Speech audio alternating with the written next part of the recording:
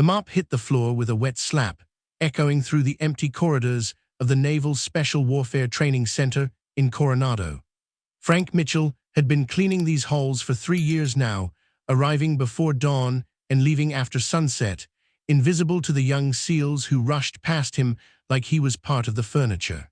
At 62, his weathered face told stories that nobody bothered to read, his gray beard hiding scars that had long since stopped aching. The morning fog rolled in from the Pacific, wrapping around the training facility like a familiar embrace.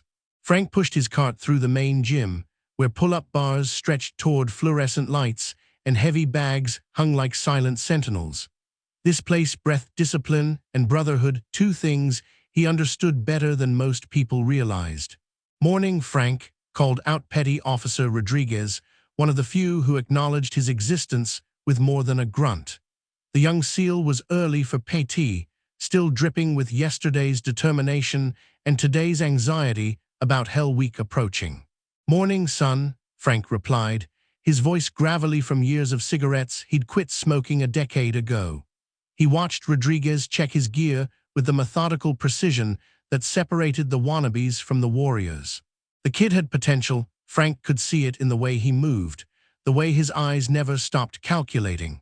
Before continuing, give this story a like and subscribe to discover more tales of heroes whose true battles remain hidden beneath their everyday uniforms. The main doors burst open as Commander Sarah Blake strode in, her presence commanding immediate attention even in the empty gym. At 38, she carried herself with the confidence of someone who'd earned every stripe on her shoulder through blood, sweat, and proving herself in a man's world. Her sharp blue eyes swept the room, cataloging everything from Rodriguez's early arrival to Frank's methodical cleaning pattern. "Carry on," she said to Rodriguez, then glanced at Frank with the same professional courtesy she showed everyone under her command. But something made her pause. Maybe it was the way he moved, too fluid for a simple janitor, too aware of his surroundings. Frank continued mopping, but he felt her gaze lingering. In his peripheral vision, he caught her studying him with the trained eye of someone who'd learned to read people for survival. He'd been careful to keep his head down these past 3 years, but today something felt different in the air, like electricity before a storm. The morning sun climbed higher, burning off the coastal fog and revealing the Pacific's endless blue horizon through the gym's windows. Frank had seen sunrises from this same ocean 25 years ago, standing on the deck of a submarine with a much different purpose. But that was another lifetime, when he wore a uniform that commanded respect instead of pushing a mop that earned invisibility. As more SEALs filtered in for morning PT, Frank wheeled his cart toward the equipment storage room. The familiar sounds of preparation filled the air, Velcro straps being adjusted, weapons being checked, quiet conversations about technique and tactics. These sounds used to be his world, back when his hands held different tools and his back carried different burdens. Commander Blake was setting up for the morning briefing when Frank passed her again. This time, she didn't just glance. She watched him move with the focus of a predator, recognizing something familiar in unexpected territory. Frank kept his eyes down, but 25 years of training don't disappear just because you're holding cleaning supplies instead of combat gear. The morning was young, and Frank Mitchell had floors to clean, bathrooms to scrub, and a carefully constructed invisibility to maintain. But in the back of his mind, he felt the weight of old memories stirring, like sediment disturbed in still water. Some secrets have a way of surfacing, no matter how deep you try to bury them. Commander Blake couldn't shake the feeling that had settled in her chest like a stone. Throughout the morning briefing, her eyes kept drifting to the maintenance staff moving through the facility's periphery. Frank Mitchell cleaned with an efficiency that spoke of military precision, no wasted movements, no missed corners, and an awareness of his surroundings that seemed oddly professional for a civilian janitor. During the lunch break, she found herself in the administrative office, pulling personnel files. Frank's employment record was thin, too thin. 3 years of exemplary service, references from a temp agency that had since closed, and a background check that revealed nothing more exciting than a clean driving record and no criminal history. But Blake had learned to trust her instincts, and right now they were screaming that something didn't add up. "Ma'am," Petty Officer Rodriguez appeared in the doorway, still sweating from the morning's grueling training session. "You wanted to see me." Close the door, Rodriguez. Blake set the file aside and studied the young SEAL. "I want to ask you about the janitor, Frank Mitchell.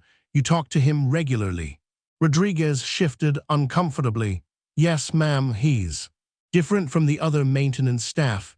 Respectful, asks good questions about our training sometimes." "What kind of questions?"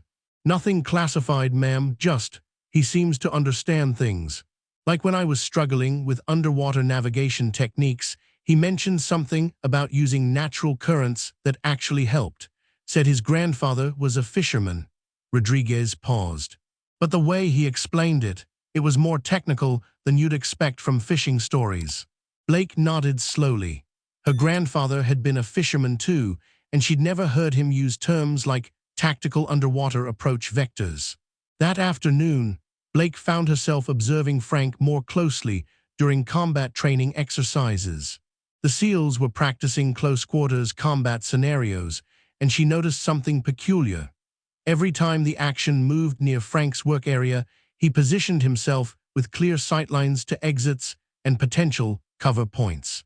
When a training weapon accidentally discharged blanks nearby, while everyone else flinched, Frank's reaction was different, controlled, tactical, like someone who'd been under real fire. "Frank," she called out as the afternoon session ended, "could I speak with you for a moment?" The older man looked up from his mop bucket, and for just a second, Blake saw something flicker in his eyes, not fear, but the calculating look of someone assessing a potential threat. It vanished so quickly she almost missed it. "Yes, ma'am," he said, straightening slightly. "How long have you been working in military facilities?" "Just here, ma'am, 3 years next month." Blake circled him slowly, noting his posture, the way he held his shoulders, the unconscious way his feet positioned for balance and movement. "You seem comfortable around military personnel. Previous experience?" Frank's jaw tightened almost imperceptibly. "My father was Army, grew up around it, I suppose." It was a good answer, plausible, unremarkable. But Blake noticed he kept his head tilted just enough to keep the right side of his neck in shadow. In her experience, people who were careful about specific angles usually had something they didn't want seen. "Well, you do good work here," she said finally. "The SEALs respect you, and that's not something they give lightly." "Thank you, ma'am." As Frank returned to his cleaning, Blake made a mental note to dig deeper. Her years in naval intelligence had taught her that the most dangerous secrets often hid behind the most ordinary faces. And Frank Mitchell, with his careful answers and tactical instincts, was proving to be anything but ordinary. That evening, as the facility emptied and Frank began his closing routine, Blake watched from her office window. Even alone, he moved with purpose and awareness, checking corners, varying his routes, maintaining situational awareness that went far beyond keeping floors clean. Tomorrow, she decided, she'd find out exactly who Frank Mitchell really was. The next morning brought unusual activity to the training facility. Blake had arranged for Admiral Peterson to visit, ostensibly for a routine inspection, but actually as part of her growing suspicion about Frank. If her theory was correct, seeing a high-ranking officer might provoke some kind of reaction.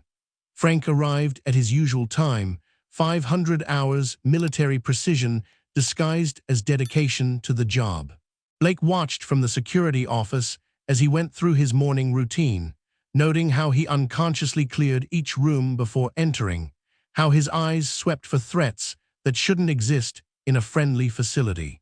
Admiral Peterson arrived at 800, his presence immediately transforming the atmosphere. SEALs snapped to attention, voices dropped to respectful murmurs, and everyone moved with the heightened awareness that comes with brass on the premises. Everyone except Frank, who continued cleaning with the same steady rhythm, seemingly unaffected by the commotion. But Blake was watching closely, and she saw the subtle changes, the way Frank's movements became slightly more controlled, how he positioned himself near exits without appearing to do so deliberately, and most tellingly, how his head remained angled to keep the right side of his neck in shadow. During the Admiral's inspection of the training equipment, Blake orchestrated a seemingly accidental encounter. "Admiral Peterson, I'd like you to meet our head maintenance supervisor, Frank Mitchell. Frank keeps our facility running smoothly." The Admiral extended his hand with the casual authority of someone accustomed to respect. "Pleasure to meet you, Frank." Frank shook hands with proper firmness, but kept his response minimal. "Honor, sir." Blake caught it immediately, not nice to meet you or pleasure, but honor. Military terminology, automatic and instinctive. "Frank," Blake said conversationally, "the Admiral was just commenting on how well-maintained our equipment is. You must have experience with military-grade gear." For the first time, Frank's composure cracked slightly. His eyes flicked between Blake and Peterson, and she saw him calculating, weighing options like a man deciding whether to advance or retreat. "Basic maintenance is basic maintenance, ma'am," he said finally. "Tools are tools." Admiral Peterson studied Frank with renewed interest. "You have an interesting way of speaking, son. Where did you serve?" The question hung in the air like smoke from a gunshot. Frank's hand moved unconsciously toward his neck, then stopped. "I haven't served, sir. Civilian my whole life." But his posture said otherwise. Blake watched as Frank unconsciously came to a modified position of attention, feet positioned correctly, shoulders squared, hands at his sides. 25 years of muscle memory don't disappear just because you're wearing janitor's coveralls instead of dress blues. "Frank," Blake pressed gently, "you seem nervous. Is everything all right?" "Just want to do my job, ma'am. Don't like being the center of attention." Admiral Peterson's expression had shifted to something Blake recognized. The look of a career military man sensing something familiar but out of place. "You remind me of someone, Frank. Can't quite put my finger on it." Frank's face went pale beneath his weathered tan. "Common face, I suppose, sir." The conversation ended when Rodriguez approached with a training question, but Blake noticed Frank disappeared immediately afterward. She found him 20 minutes later in the equipment storage room, sitting on a crate with his head in his hands. "Tough morning?" she asked softly. Frank looked up, and for the first time, she saw exhaustion in his eyes, not physical tiredness, but the bone-deep weariness of carrying secrets too heavy for one person. "Some conversations bring back memories, ma'am." "What kind of memories, Frank?" He was quiet for a long moment, staring at his calloused hands. "The kind that are better left buried." Blake sat down on another crate, her voice gentle but persistent. "In my experience, buried things have a way of surfacing when you least expect it. Sometimes it's better to deal with them in controlled circumstances." Frank's laugh was bitter. "Control. That's a luxury I gave up a long time ago." "What happened to your neck, Frank?" The question was direct, unavoidable. Frank's hand moved to cover the area instinctively, then stopped. He looked at Blake with eyes that had seen too much and decided something in that moment. "Tomorrow," he said quietly. "If you still want to know tomorrow, I'll tell you." Blake arrived early the next morning to find Frank already in the gym, but he wasn't cleaning. He stood facing the wall of honor photographs of SEALs who had made the ultimate sacrifice in service to their country. His posture was different today, straighter, carrying an invisible weight that seemed familiar. "Commander," he said without turning around, "thank you for coming early." "Frank," she approached carefully, sensing this conversation would change everything. "Are you ready to talk?" He turned, and for the first time since she'd known him, Frank Mitchell looked like what he truly was, a warrior carrying invisible scars. His hand moved to his collar, hesitating for just a moment before pulling it down to reveal the tattoo that had remained hidden for 3 years. Blake's breath caught.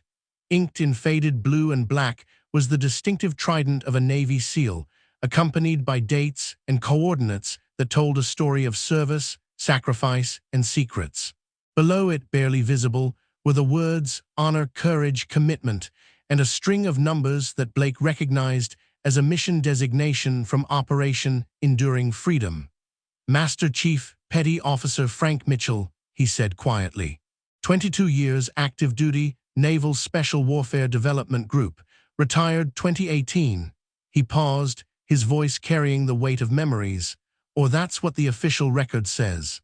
Blake stared at the tattoo, her mind racing through the implications. DVGRU, the elite of the elite, operators whose very existence was often classified. Frank, why are you here? Why are you cleaning floors instead of? Instead of what? His voice carried a bitterness that cut deep. Instead of trading on my reputation, instead of writing books or doing the lecture circuit, instead of pretending that coming home was as easy as getting on a plane.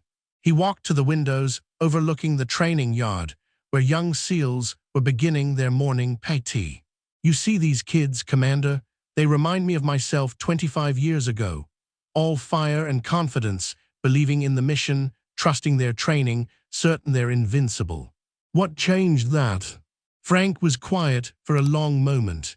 Mogadishu, then Afghanistan, Iraq twice, places that don't exist on any map, missions that never happened, men who died for objectives that got reclassified before their bodies were cold.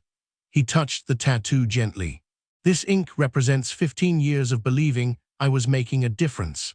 The scars underneath represent learning that sometimes good men die for bad reasons. Blake felt the room shift around them, as if the weight of his words had physical presence. The PTSD started small, hypervigilance, insomnia, the usual suspects, but it grew, became something that ate at everything I touched. My marriage ended in 2016. My daughter stopped taking my calls in 2017. By 2018, I was drinking a bottle of bourbon a day just to sleep. He turned back to her. The Navy offered help, but their help came with conditions.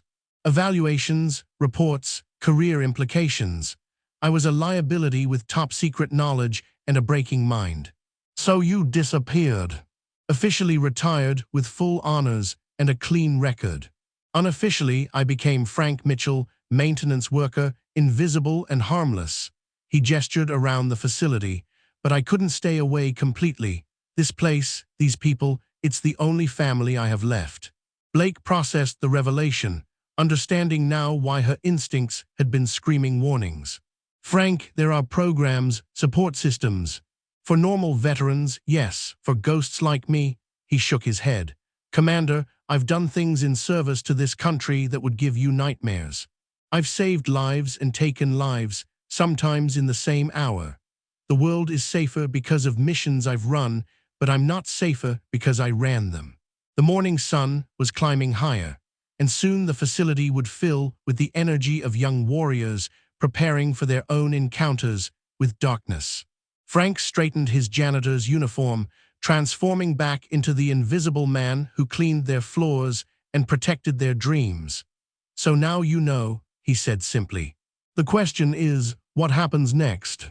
3 weeks had passed since Frank's revelation, and the dynamic at the facility had subtly shifted. Blake had kept his secret, but she'd also been working behind the scenes, making calls to contacts in naval personnel and veterans affairs. Today, those efforts were about to bear fruit. Frank was servicing equipment in the main gym when Admiral Peterson returned, this time accompanied by a man Blake recognized from Pentagon briefings, Rear Admiral James Crawford, Director of Naval Special Warfare. The sight of Crawford made Frank freeze, his hand tightening on the wrench he was holding. Master Chief Mitchell, Crawford said quietly, using Frank's proper rank for the first time in years. The words hung in the air like a challenge. Frank slowly straightened, muscle memory pulling his shoulders back as he faced the two officers. Around the gym, SEALs had stopped their workouts, sensing something significant happening but not understanding what. Admiral, Frank replied, his voice carrying echoes of the command presence he'd once wielded. Crawford approached with the measured steps of someone delivering news that could change a life. I've been reading your service record, Master Chief. Impressive doesn't begin to cover it. Frank's jaw tightened. If you're here to discuss my retirement status, sir, everything was handled properly. I'm here, Crawford interrupted gently, to offer you a job. The gym had gone completely quiet. Blake watched Frank's face cycle through surprise, suspicion, and something that might have been hope. Crawford continued, "We're establishing a new training program for active SEALs dealing with extended combat stress. Men coming back from deployments with operational knowledge but psychological wounds. They need mentors who understand both sides of that equation." "Sir, I'm not qualified." "You're the most qualified person in this building," Crawford said firmly. "You've lived through what they're living through. You've found a way to stay connected to the community while managing your own recovery. And according to Commander Blake's reports, you've been unofficially mentoring personnel here for 3 years." Frank glanced at Blake, who nodded encouragingly. The position would be civilian contractor, Master Chief. No uniform requirements, no military protocols you're not comfortable with. Just sharing your experience with operators who need to hear that survival after service is possible. Rodriguez had moved closer, along with several other SEALs who sensed they were witnessing something important. Frank looked at their faces, young, determined, but also carrying the first shadows of understanding what their service might cost them. "There's something else," Crawford added. "We've been tracking the suicide rates among Special Operations veterans. They're too high, Master Chief. We're losing good men to battles they should be winning. Men like you could help change that." Frank was quiet for a long moment, staring at his hands. Blake could see him weighing the offer against years of carefully constructed invisibility. Finally, he looked up at Crawford. "I'm not the same man who wore the uniform, Admiral." That man was confident, certain about right and wrong, convinced that every mission mattered. "This man knows better." "This man," Crawford replied, "is exactly who those operators need to meet. Someone who's been where they are and found a way forward." Frank turned to look at the wall of honor again, at the faces of men who hadn't made it home. "Some wars never end, son. They just change battlefields." "Yes, they do," Crawford agreed. "The question is whether you're ready to fight this one." Blake watched Frank's transformation, not back to who he'd been, but forward to who he could become. The invisible janitor was fading, replaced by something harder to define but impossible to ignore. A survivor, a mentor, a bridge between the warrior he'd been and the man he'd become. "When do I start?" Frank asked. The gym erupted in subdued but genuine applause from the SEALs who had unknowingly been learning from a legend for 3 years. Rodriguez stepped forward, extending his hand with new understanding and respect. "Master Chief," he said simply. Frank shook his hand, then looked around at the faces watching